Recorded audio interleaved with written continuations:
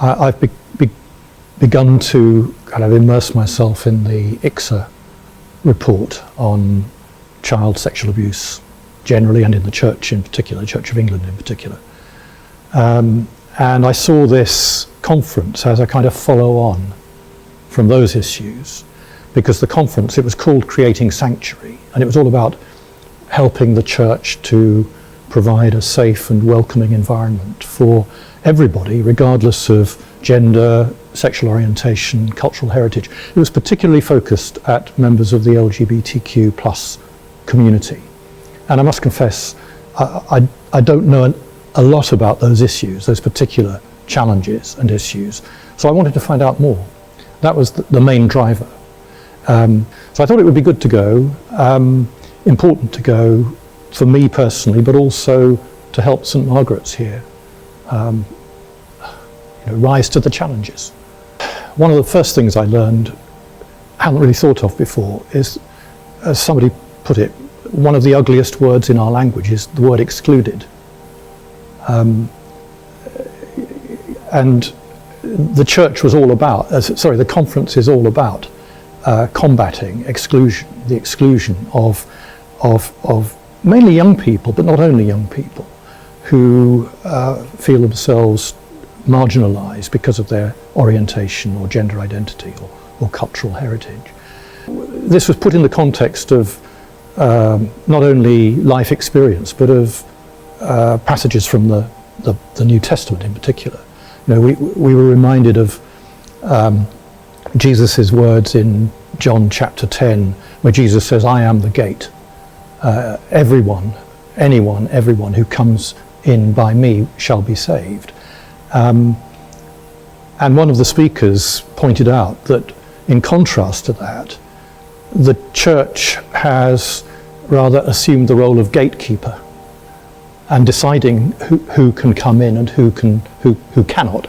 In other words, who's included and who's excluded.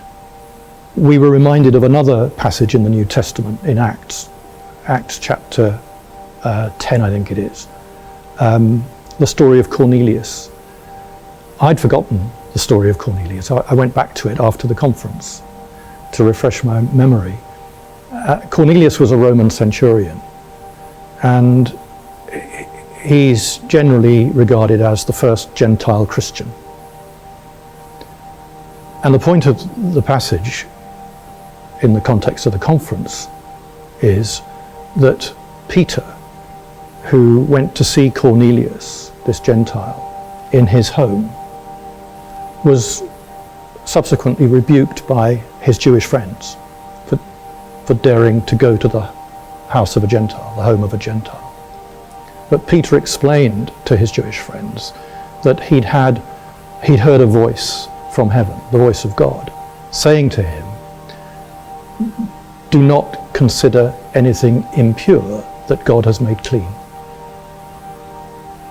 And the message for us at the conference was to remember that story of Cornelius. If God has made something or someone clean, then it isn't for the church to say otherwise.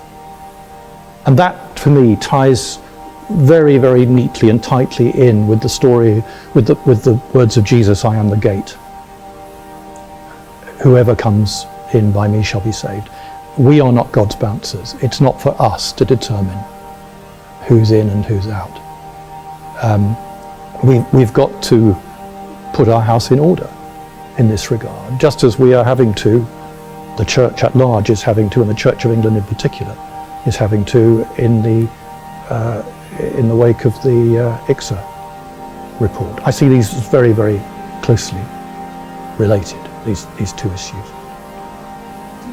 We heard some alarming stuff about conversion therapy,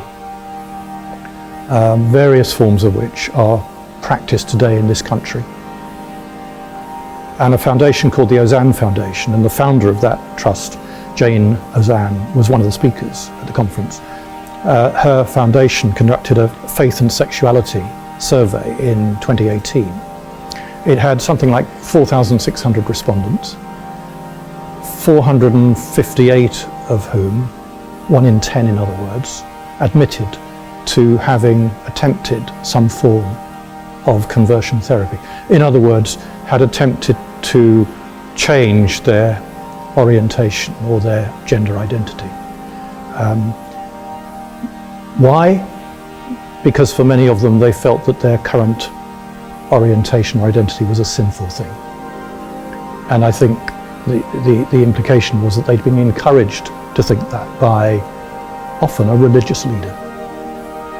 So this is a real human issue and an issue for the church. The love of God in Christ, I firmly believe anyway, embraces anyone and everyone, regardless. Everybody is made in the image of God. I've got Christian friends who are gay. He wouldn't mind me mentioning him, I'm sure, but when I was at Bournemouth University, before I came to Kent, a dear friend was the chaplain of the university and preached occasionally at the church and my wife and I used to attend, St Mark's, Talbot Village.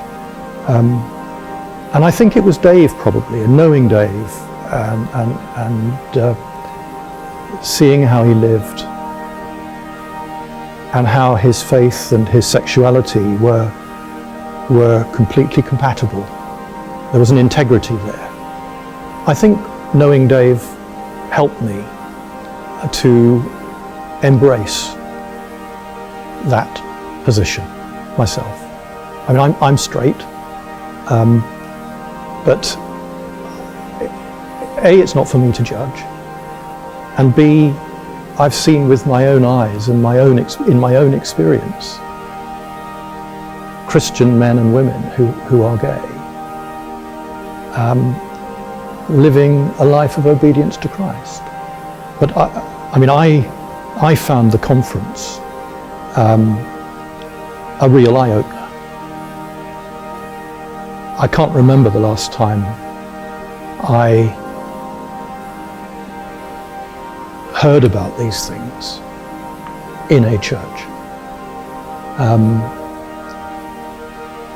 We are only now beginning to talk about the awful safeguarding abuses. That's not a contradiction in terms, of the last years, decades.